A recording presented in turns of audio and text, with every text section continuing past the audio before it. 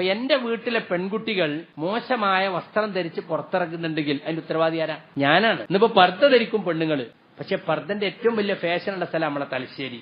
ഇവിടുന്നാണ് പർദ്ദന്റെ എല്ലാ വൃത്തിയോടും ഇറങ്ങാറുള്ളത്. പർദ്ദ ഫാഷൻ തലശ്ശേരിന്നാ പോലെ അല്ലെ? ടൈറ്റ് ഫിറ്റ് ബോഡി ഷേപ്പ് പർദ്ദ, എന്നിട്ട് അതുമ്പോ കുറെ അലങ്കാരങ്ങളും അല്ലെ? എന്തിനാ പിന്നെ പർദ്ദ ഇട്ടത്? പർദ്ദയുടെ ലക്ഷ്യം തന്നെ എന്താ?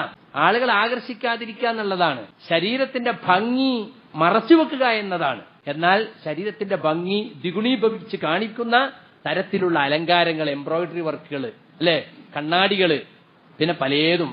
ഇതൊക്കെയാണെങ്കിൽ പിന്നെ എന്തിനാ അവൾ പർദ്ദ ധരിച്ച്? പിന്നെ മുഖം തുറന്നിട്ട് ചുണ്ടും ചോപ്പിച്ച് കണ്ണു എഴുതി പിന്നെ ഒരു ഉയർന്ന ചെരുപ്പിട്ട് അങ്ങനെ കൊഞ്ചിക്കൊയഞ്ഞ അങ്ങാടിയിലൂടെ നടക്കുക. പേരിനെന്താ പർദ്ദ ഇട്ടാണ്? വല്ല കാര്യമുണ്ടോ? അപ്പൊ ഈ രൂപത്തിൽ അതപ്പതിച്ചുകൊണ്ടിരിക്കുക നമ്മുടെ സഹോദരിമാര്.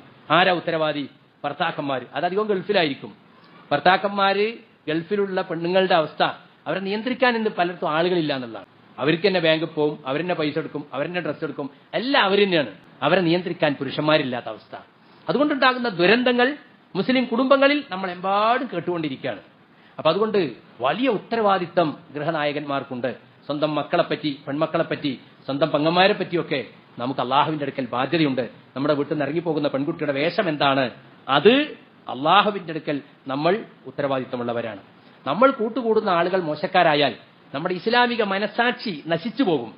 ഇസ്ലാമിക മനസാക്ഷി എന്ന് പറഞ്ഞാൽ ഒരു തെറ്റ് കാണുമ്പോൾ അതിനോടൊരു വിമ്മിഷ്ടം കാണിക്കൽ, അതൊരു മുസ്ലിമിന്റെ ഇതാണ്, സ്വഭാവമാണ്. നബി പറഞ്ഞിട്ടുണ്ട്, അൽഇസ്മു മാ ഹാക ഫീ സദ്രിക വകരിഹത അൻ യസ്തലി അലൈഹി നാസ്. പാപം എന്ന് പറയുന്നത് നിന്റെ മനസ്സിൽ ഒരു അലോസരം, ഒരു ചൊറിച്ചിലുണ്ടാക്കുന്നതും ജനങ്ങൾ കാണുന്നതിനെ നീ വെറുക്കുന്നതുമായ കാര്യമാണ്. അതിന് ആയത്തോ ഹദീസൊന്നും വേണ്ട. അത് ശരിയില്ല, അത് നമുക്ക് പറ്റൂല എന്നെ മനസ്സ് പറയും. അതാണ് ഇസ്ലാമിക മനസാക്ഷി. പക്ഷേ തമ്മാടികളും താന്തോന്നികളുമായി നിരന്തര സമ്പർക്കമുണ്ടായിട്ട് ആ ഇസ്ലാമിക മനസാക്ഷി തന്നെ നശിച്ചു പോകും. അത് നമ്മൾ വളരെ സൂക്ഷിക്കേണ്ട കാര്യമാണ്.